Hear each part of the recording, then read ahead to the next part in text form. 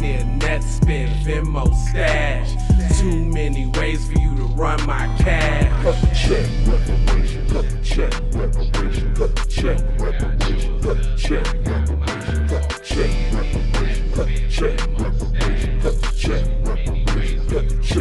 Yeah, well, if you talking compensation, it's about that time. You get everybody. Oh, yiggity. And you know your boy is Big Goody. And it's the Keep It P Pig Goody. And we're going to talk about the tragic case of Lizzo. Lizzo, y'all, is an example when white supremacy is done with you, when you have furthered their agenda as much as you can to their specifications, you've, promoted unhealthy body positivity, and you twerked your little booty out at places. You nakedly played the flute. Put yourself out there. You know what I'm saying? You even, if y'all remember, we did a story where they named a snowplow Lizzo, clowning her. She actually thanked them for doing it. You know what I'm saying?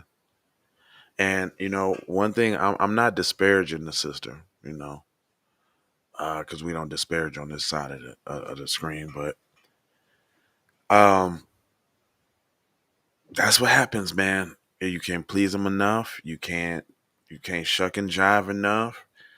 You can't coon enough. When they done with you, they done with you. So now in the headlines, they coming like this. Now they coming like this. It's the swift, and I do mean swift, fall of Lizzo.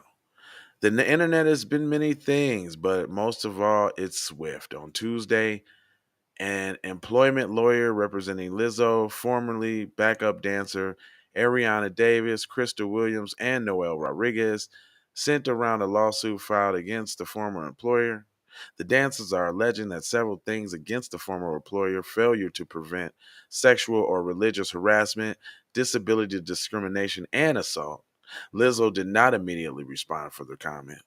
Hours after the initial headline posted, Courtney Hollingsquest, another former dancer who clarified she is not part of the lawsuit, voiced her support for those that sued. Soon after, Quinn Wilson, Lizzo's former creative director, echoed Hollingsquest's sentiments, adding that I haven't been a part blank of that world for around 3 years for a reason.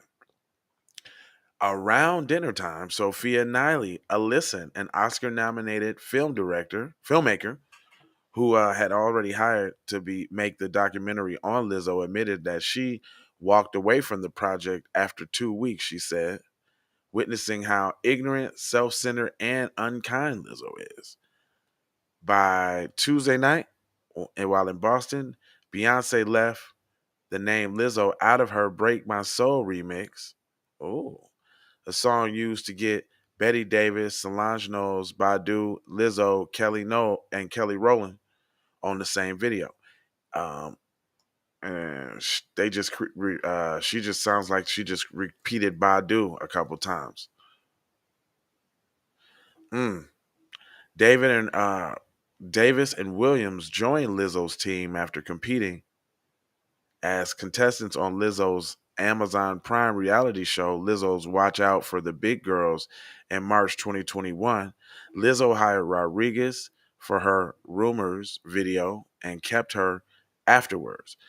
Uh, Davis and Williams were fired in the spring of 2023, after which Rodriguez resigned.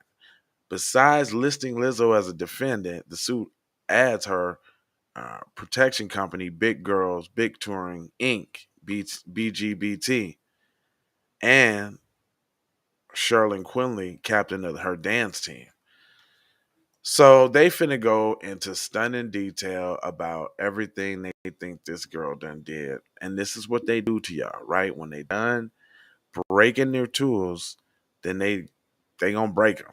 This is the dancers' lawsuit alleged they were exposed to an overly sexual atmosphere that permeated their workspace.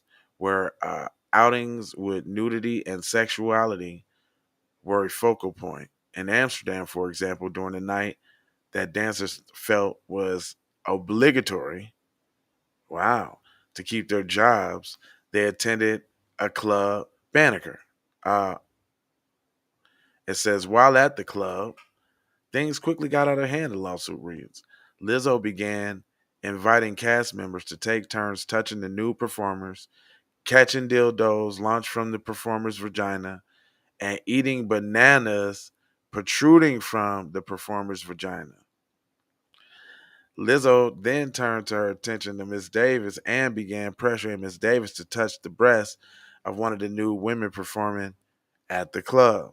Lizzo began leading a chant guarding Miss Davis, said 3 times loud enough for all to hear, "I'm good," expressing her desire not to touch the performer.